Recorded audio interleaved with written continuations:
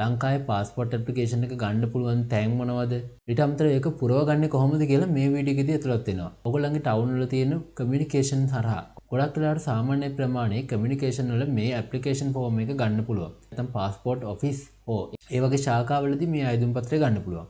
එහෙම නැත්නම් ලේසිම ක්‍රමය තමයි මෙන්න මේ විදිහට ඔයාගේ ෆෝන් එකේ හරි කම්පියුටර් එකේ හරි ඔයාගේ ඉන්ටර්නෙට් බ්‍රවුසර් එක ඕපන් කරගෙන පාස්පෝර්ට් ඇප්ලිකේෂන් කියලා ටයිප් කරලා එන්ටර් කරන්න. ඊට පස්සේ ඔයාලට මෙන්න මේ විදිහට පාස්පෝර්ට් ඇප්ලිකේෂන් කියලා PDF එකක් පළවෙනියෙන් එයි. මෙන්න මේක තමයි ඔයාලට පාස්පෝර්ට් එකක් ගන්න අවශ්‍ය ඇප්ලිකේෂන් එක. ඔයාලට පුළුවන් ඒක මෙතන ක්ලික් කරලා ඩවුන්ලෝඩ් කරගන්න. ෆෝන් එකට හරි කම්පියුටර් එකට හරි ඒ කරලා ඔයාලට අදාළ කමියුනිකේෂන් එකට දාලා A4 වල print out එකක් ගන්න පුළුවන්. මේකෙන් ටිකක් පැහැදිලි print out එකක් ගන්න. black and white උනාට ප්‍රශ්නයක් නැහැ. මේක පුරවනකොට ඉංග්‍රීසි වලින් විතරක් පුරවන්න මතක තියාගන්න, සිංහලෙන් පුරවන්න යන්න එපා ඔයා. එතකොට පළවෙනියෙන්ම ඔයාලට තියෙනවා මේ කාර්යාලය ප්‍රයෝජනය සඳහා කියන එකට ඔයා මොකුත් ලියන්නේ නැහැ. ඔයා මේ type of service ඔයා normal ද ගන්නෙ one day service එකේද කියලා ගන්න ඕනේ. ඒ කියනවා එක දවසින්ම ගන්නවද නැත්නම් මාසයක් විතර පහුවෙලා normal service එක කරා ගන්නවද කියන එක මෙතනින් ටික් එකක්. හරි ලකුණක් තමයි දාන්න තියෙන්නේ. normal 10,000යි one day 20000ක් වෙනවා. ඊට පස්සේ type of travel document කියන එකට ඔයාට හැම රටකටම අදාළ වෙන්න විදිහට passport එක හදනවා නම් all countries දෙන්න ගොඩාක් වෙලාවට මෙහෙම තමයි හදන්නේ. Middle East ඒ කියන්නේ මැද පිටදිග රටවල් වලට විතරක් නම් මෙතෙන්ට හරියක් දෙනවා. Emergency certificate කියලා දෙනවා. ඒක ඉන්දියා සහ නේපාල් විතරයි මම හිතන්නේ පුළුවන්. එතනදී ඔයාලට ඒක දෙන්න පුළුවන්. මේ identity certificate කියලා එකකුත් තියෙනවා. ගොඩාක් වෙලාවට මේ all countries කියන එක තමයි දෙන්නේ. ඔයාට මේ වෙනකොට passport එකක් තියෙනවා නම් ඒකේ නම්බර එක මෙතනදී දෙන්න පුළුවන්. NMR passport එකක් තියෙනවා නම් ඒකේ නම්බර එක ඔයාලට මෙතන දෙන්න පුළුවන්. අලුතෙන්ම ගන්නවා නම් ඔයාලට මේ දෙකම පුරවන්න නැහැ. ඊට පස්සේ ඔයාගේ identity card නම්බර එක මෙතන පුරව ගන්න පුළුවන්. ඔයාට ඊට පස්සේ surname එක පුරව ගන්න පුළුවන්. මෙතනදී surname දෙකක් තියෙනවා නම් එහෙම නැත්නම් family name කියන ඒවා තියෙනවා නම් ඒක එකින් එක අකුරට එක කොටුව ගන්න පාවිච්චි කරලා වචන දෙකක් තියෙනවා නම් එක කොටුවක් අයින් කරලා ඊළඟ වචනේ පටන් ගන්න. අන්න එහෙම පුළුවන්. ඊට පස්සේ other names කියන එක යටතේ ඔයා මේ surname එකට දාපු නම හැර ඉතුරු ඔයාගේ නමේ තියෙන කොටස් ටික මේ other names කියන එකේ ලියන්න පුළුවන්. ඊට පස්සේ මේ permanent address කියන එකේදී තියෙන්නේ ඔයාට ස්ථිර පදිංචිය තියෙන ලිපිනය ලියන්න. සමහරවිට මේකට identity card එකේ තියෙන ලිපිනයට හැර වෙන ලිපිනයක් තියෙනවා වෙන්නත් පුළුවන්. ඒ දෙකේ වෙනසක් තියෙනවා. සමහරවිට පදිංචි සහතික කරලා ලියුමක් ඕනේ වෙයි.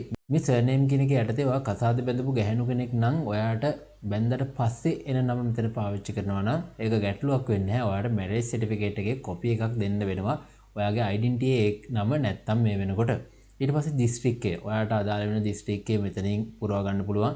ඔයාගේ උපන්දිනය, මෙතන දිනය, මෙතන මාසය, මෙතන අවුරුද්ද පුරව ගන්න තියෙන්නේ. ඉතින් ඊළඟට තියෙන්නේ උපැන්න සහතිකයේ තියෙන දත්ත ටිකක් දෙන්න. මේ birth certificate කියන එකේ ඉස්සරහා උඩ මේ අංකේ සඳහන් වෙලා තියෙනවා. ඒ අංක 4 මෙතනින් දාන්න ඕනේ. ඒකල ඒකට අයිති වෙන දිස්ත්‍රික්කයක් තියෙනවා. ඒ මේ උපැන්න සහතිකයට අදාළ වෙන දිස්ත්‍රික්කය එකේ ගහලා ඇති. ඒ දිස්ත්‍රික්කය මෙතනින් දාන්න. ඊට පස්සේ ඔයා ඉපදිච්ච තැන, ඉපදිච්ච ස්ථානය උපැන්න සහතිකයේ දීලා ඇති. ඒක ඔයාට මෙතන පුරව ගන්න පුළුවන්. ඊට පස්සේ ඔයා මේල්ද ෆීමේල්ද කියන එකට හරියක් දාන්න, ගැහැණු පිරිමි කියන එකට. ඊට පස්සේ profession, occupation එහෙම නැත්නම් job කියන එකේදී ඔයාගේ මේ වෙනකොට රැකියාව එහෙම නැත්නම් ඔයාගේ තනතුර වගේ දෙයක් දාන්න පුළුවන්. මෙතනදී මේක හා සම්බන්ධ කරගෙනම ඔයාට passport එක ගන්නවා නම් මෙතෙන්ට අවශ්‍ය වෙනවා අධ්‍යාපන සහතික, ඊට පස්සේ වෘත්තීය සහතික, එහෙම නැත්නම් සේවා සහතික තියෙනවා නම් ඔයාට ඒවා පෙන්වන්න සිද්ධ වෙනවා මේ job එක confirm කරගන්න. මේක ඔයාට දැම්මා හෝ නැද්ද නොදැම්මා කිසි ප්‍රශ්නයක් වෙන්නේ නැහැ. ඔයාට පුරවැසිභාවය තියෙනවද කියන එක දාන්න ඕනේ. තියෙනවා නම් මෙතන yes එකක්. ඒකට අදාළ වෙන නම්බර එකක් ඇති. ඒක මෙතන දාන්න තියෙනවා. ඊට පස්සේ ඔයාට මොබයිල් එහෙම නැත්නම් ෆෝන් නම්බර එකක් දාන්න තියෙනවා. මේ ෆෝන් නම්බර එක දෙනකොට මතක තියාගන්න ඔයාගේ වැඩ කරන ඔයාගේ අතේ තියෙන ෆෝන් නම්බර එකක් දෙන්න. මොකද සමහරවිට මේ પાස්පෝර්ට් එක හදන්න යනකොට එහෙම නැත්නම් මේකේ ප්‍රශ්නයක් එනවා නම් ඉස්සරහට දැනුම් දීම් වෙන්නේ ඔක්කොම මේ නම්බර එකට. ඔයාගේ પાස්පෝර්ට් එකට ලින්ක් කරලා තියෙන මේ නම්බර එක. එතනදී මොන හරි මැසේජ් එකක් තියෙනවා නම් මේ પાස්පෝර්ට් එක හදන්න යන ක්‍රියාදාමයේ මොන හරි ගැටලුවක් තියෙනවා නම් මේක ඔයාට දැන් හදලා ඉවරයි කලෙක්ට් කරගන්න එන්න කියන එක පාව මැසේජ් වලින් එන්නේ මේ නම්බර එකට. ඒක දෙන්න. ඊමේල් ඇඩ්‍රස් එකත් ඒ විදිහට වැඩ කරන එකක්ම ඔයාගේ තියෙන එකක්ම දෙන්න. ඊට පස්සේ මේක තියෙන්නේ ඔයාට දිත්ව පුරවැසිභාවය තියෙනවා නම් විතරයි. ගොඩක් අයට මේකත් අදාළ වෙන්නේ නැහැ. මේක පුරවන්න ඕනේ නැහැ අනිත් කට්ටිය. ඊට පස්සේ ඔයාට අවුරුදු 16ට අඩු නම් තමයි මේක අයිති වෙන්නේ. එතනදී අම්මා සහ තාත්තා කියන කට්ටියගේ ඩෙන්ටි කාඩ් නම්බර්ස් ඕන වෙනවා. එහෙම නැත්නම් પાස්පෝර්ට් නම්බර්ස් ඕන වෙනවා. ඊට පස්සේ තියෙන ඔයාගේ පැහැදිලිව අස්සන. ඔයාගේ මේ වෙනකොට ID කාඩ් එකේ තියෙන අස්සන මේ කළු ඉරිවල මොකක්වත් නොගෑවෙන විදිහට කොටුවේ මැදට කරලා හරියටම සමාන විදිහට ගන්න. මේ දෙක ගොඩක් වෙලාවට වෙනස් වුණොත් ඔයාට එතනදිත් ආපහු සයින් කරන්න වෙයි. එහෙම නැත්නම් ඔයා නෝමල් දැම්මොත් ඔයාව ආපහු ගෙන්නන්නත් ඉඩ තියෙනවා.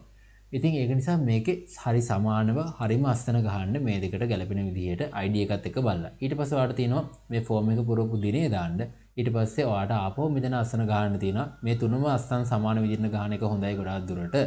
ඊට පස්සේ ඔයාලට තියෙන්නේ කාර්යාලය ප්‍රයෝජන සඳහා තියෙන කොටසක්. ඒක ඔයාලට මුකුත්ම කරන්න නැහැ.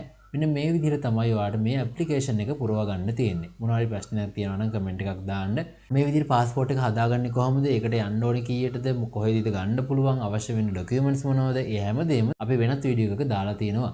ඉතින් මේ විදිහට එදිනදා ජීවිතේ වැදගත් වෙන දැනුම, අලුත් දේවල් මේ විදිහට රජයේ ඔෆිස් වලින් කරගන්න වැඩ සම්බන්ධයෙන් ගොඩාක් වීඩියෝස් මේ channel එකේ දාලා තියෙනවා. ඉතින් ඔයා බලා ගන්න කැමති නම් අපේ channel එක subscribe කරලා එකතු වෙන්න කියලා මතක් කරනවා. එහෙනම් අදට ගිහින් එන්න හැමෝටම සුබ දවසක්.